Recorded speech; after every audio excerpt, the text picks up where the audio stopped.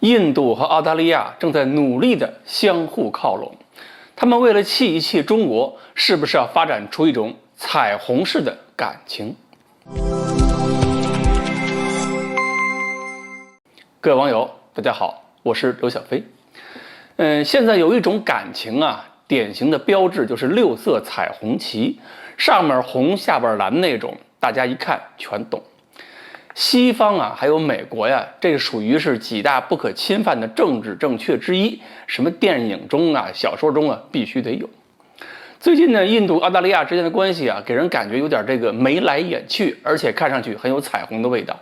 8月9号，埃尔伯特就是澳大利亚那个前总理，在澳大利亚人报上发表了一个署名文章，说印度啊可以取代中国。说研究中国、澳大利亚之间的问题，寻找答案，最后才从字缝里看出字来，满本写的都是2个字，是印度。而且说印度市场可以完美的替代中国。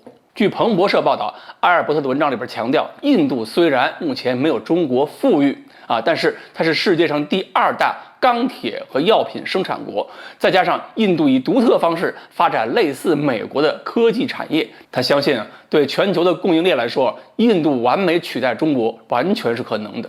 大家听清楚啊，他说的可不是印澳关系这么简单了，他说的是印度对全球供应链而言，而且讲的是完美替代。好吧，既然是完美替代，那么无论是产品的种类还是数量，都应该能够全面替代中国才行吧。今年7月，中国出口总额2826.6亿美元。2021年6月，印度出口总额325亿美元，也就比越南好一点。越南半年是150多亿美元嘛。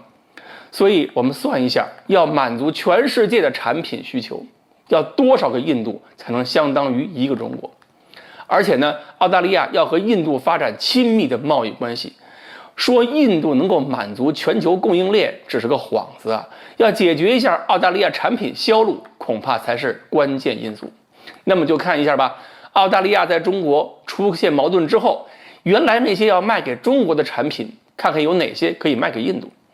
首先说澳大利亚的王牌产品铁矿石，原来老说嘛，说这个铁矿石挣钱挣得多呀，那现在澳大利亚需要扩大市场吧，因为中国现在买的这个量也在逐渐要减少了。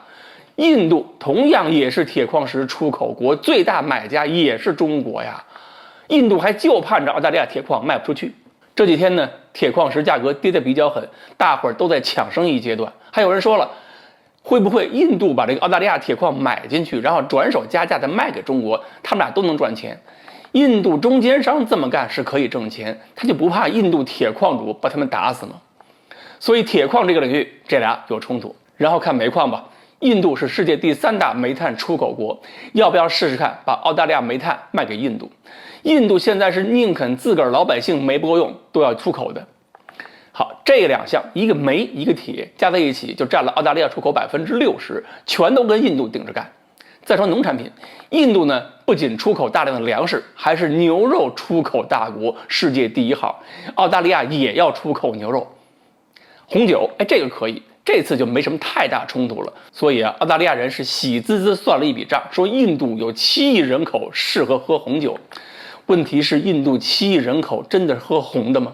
然后全球葡萄酒消费前30名国家里边根本就没有印度。即便如此，印度红酒市场70%还是印度国产酒垄断，而且印度的葡萄园种植面积居然比澳大利亚还多。